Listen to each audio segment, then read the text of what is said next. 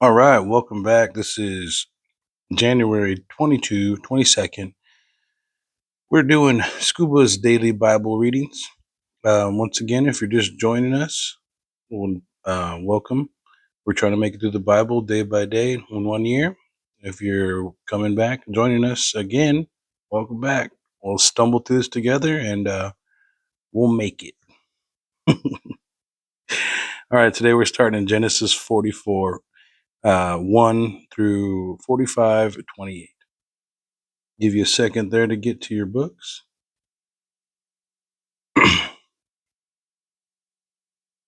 All right, here we go. Now Joseph gave these instructions to the steward of his house: fill them in sacks with as much food as they can carry, and put each man's silver in the mouth of his sack. Then put my cup, the silver one, in the mouth of the youngest one's sack, along with the silver for his grain. And he said as Joseph said. As morning dawned, the men were sent on their way with their donkeys. They had not gone far from their city when Joseph said to his steward, "Go after those men at once, and when you catch up with them, say to them, we have repaid good with evil. Isn't this cup of my master's drink from it also uses for divination? This is a wicked thing you have done." When he caught up with them, he repeated these words to them. But they said to him, "Why does my lord say such things? Far be it from your servants to do anything like that. We even brought back to you from the land of Canaan the silver we found inside the mouths of our sacks. So why would we steal silver or gold from your master's house? If any of our servants is found to have it, we will die, and the rest of us will become my lord's slaves." "Very well, then," he said, "let it be as you say. Whoever is found to have it will become my slave. The rest of you will be free from blame."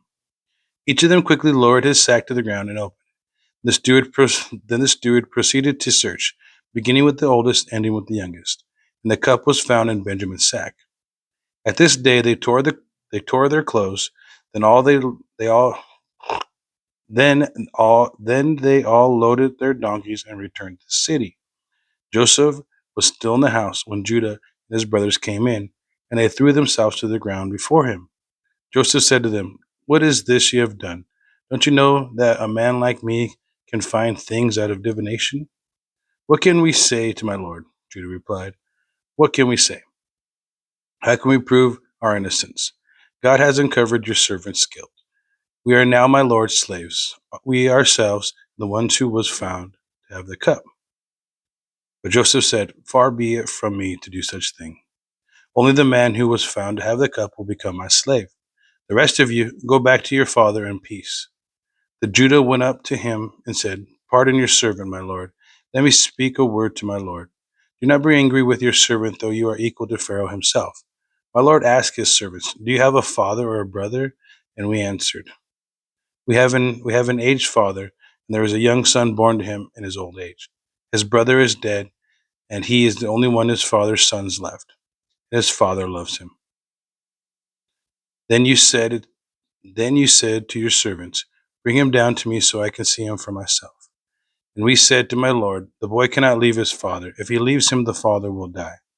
But you told your servants, "Unless your youngest brother comes down with you, you will not see my face again." When we went back to your servant, my father, we told him that what my lord had said. Then our father said, "Go back and buy a little more food." But we said, "We cannot go down. Only if our youngest brother is with us, we will go. We cannot see the man's face unless our youngest brother is with us." Your servant, my father, said to us, "You know that my wife bore me two sons. One of them went away from me, and I said, 'He has surely been torn to pieces,' and I have not seen him since. If you take this one from me too, and harm comes to him, you will bring my gray head down to the grave in misery. So now, if the boy is not with us, when I go back to your servant, and if my father, whose life is closely bound up with the boy's life, see that the boy isn't there, he will die. Your servants will bring the gray head of our father down to the grave in sorrow."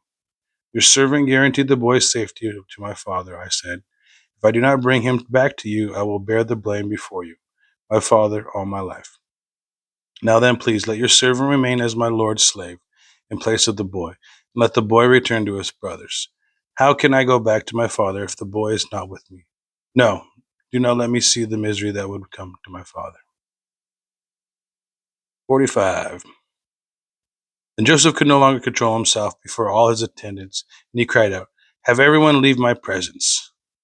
There was no one with Joseph when he made himself known to his brothers.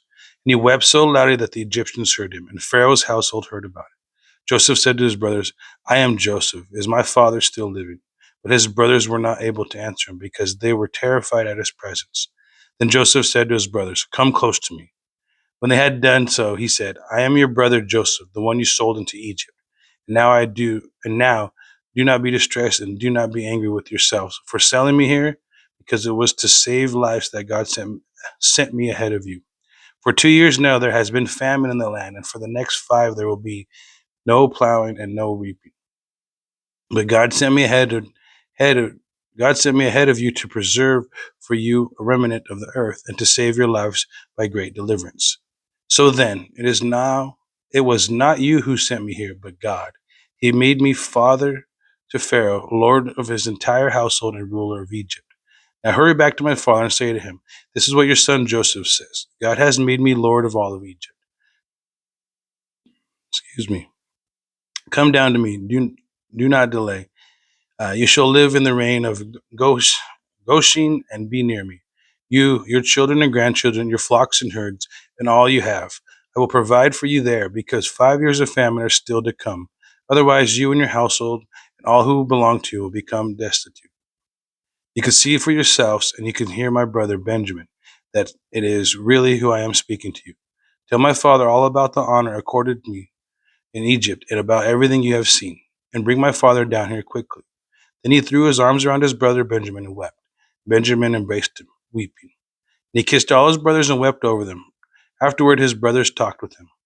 When the news reached Pharaoh's palace that Joseph's brothers had come, Pharaoh and all his officials were pleased. Pharaoh said to Joseph, "Tell your brothers, do this. Load your animals and return to the land of Canaan. Bring your father and your families back to me. I will give you the best of the land of Egypt, and you can enjoy the fat of the land." You are also directed to tell them, "Do this. Take some carts from Egypt for your children and your wives, and get your father and come. Never mind about your blessings, because the best of all Egypt will be yours." So the sons of Israel did this. Joseph gave them carts, as Pharaoh had commanded, and he also gave them provisions for their journey. To each of them he grew clothing, but to Benjamin he gave 300 shekels of silver and 5 sets of clothes. And this is what he sent to his father: 10 donkeys loaded with the best things of Egypt, and 10 female donkeys loaded with grain and bread, and other provisions for his journey. Then he sent his brothers away, and as they were leaving, he said to them, "Don't quarrel on the way." So they went up out of Egypt and came to their father Jacob in the land of Canaan. They told him, "Joseph is still alive. In fact, he is the ruler of all of Egypt." Jacob was stunned. He did not believe them. But when they told him everything Joseph had said to them, and when he saw the carts Joseph had sent to carry him back, the spirit of the father Jacob revived. And Israel said, "I am convinced my son Joseph is still alive, and I will go see him before I die." All right, that was our Genesis. Let's scoot on over to Matthew 14, verses 13 through 36.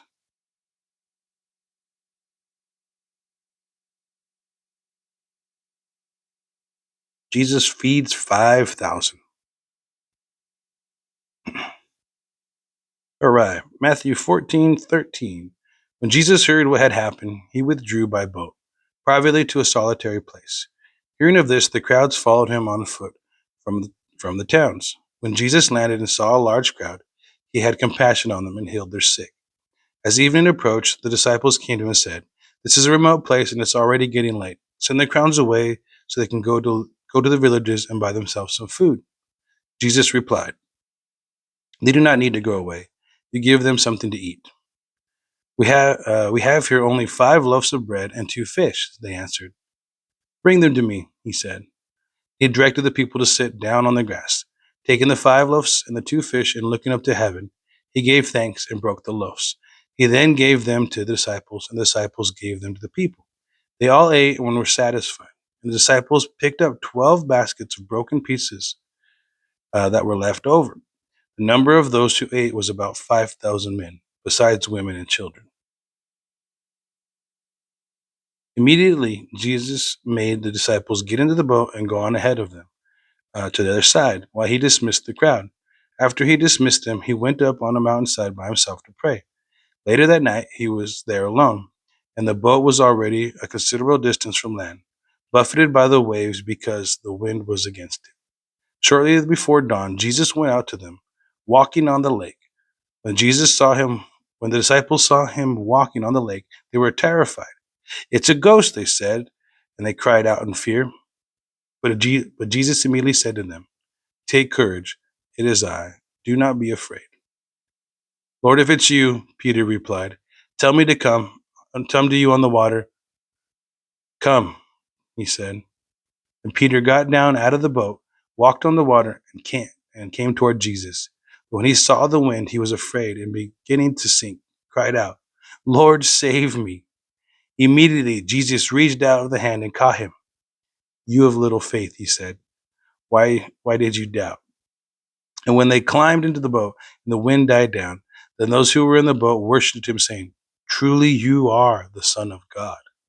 When they had crossed over, they landed at Gennesaret. And when the men of that place recognized Jesus, they sent word to all the surrounding country.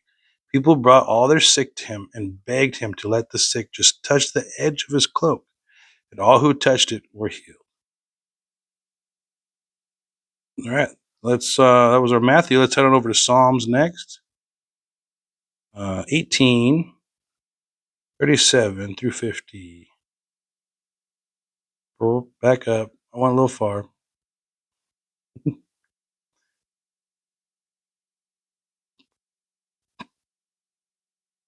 All right, Psalms 37 through 50. I pursued my enemies and overtook them. I did not turn my back till they were destroyed. I crushed them so they could not rise. Excuse me. They fell beneath my feet. You armed me with the strength for battle. You humbled my adversaries before me. You made my enemies turn their backs and fight, and I destroyed my foes. They cried for help, but there was no one to save them. To the Lord, but he did not answer. I beat them as fine as the wind-blown dust. I trampled them like mud in the streets. You have delivered me from the attacks of the people. You have made me the head of the nations. People I did not know now serve me. Foreigners cower before me, and as soon as they hear me, they obey me. They all lose heart. They come trembling before their strongholds. They come. Excuse me. Enchiladas. The Lord lives. Praise be to my rock. Exalted my God, my Savior. He is God who avenges me, who subdues nations under me, who saves me from my enemies. You exalted me above my foes. From a violent man you rescued me. Therefore I will praise you, Lord. Among the nations I will sing the praise of your name. He gives the king great victories. He shows unfailing love to his anointed, to David and to his descendants forever. Okay, let's jump to our Proverbs. Proverbs 4:11 through 13.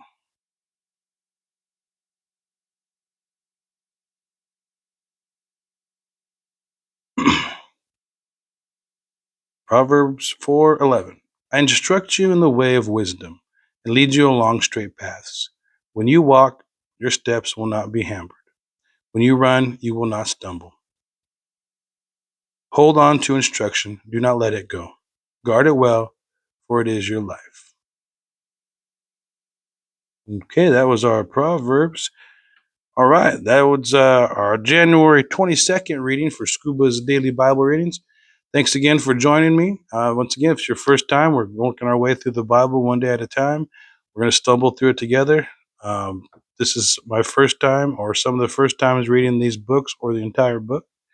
So let's work on it together. We'll get there. And hey, couple of 365 steps, we'll be done, and we can start all over again. Have a good day. Peace and love, everybody.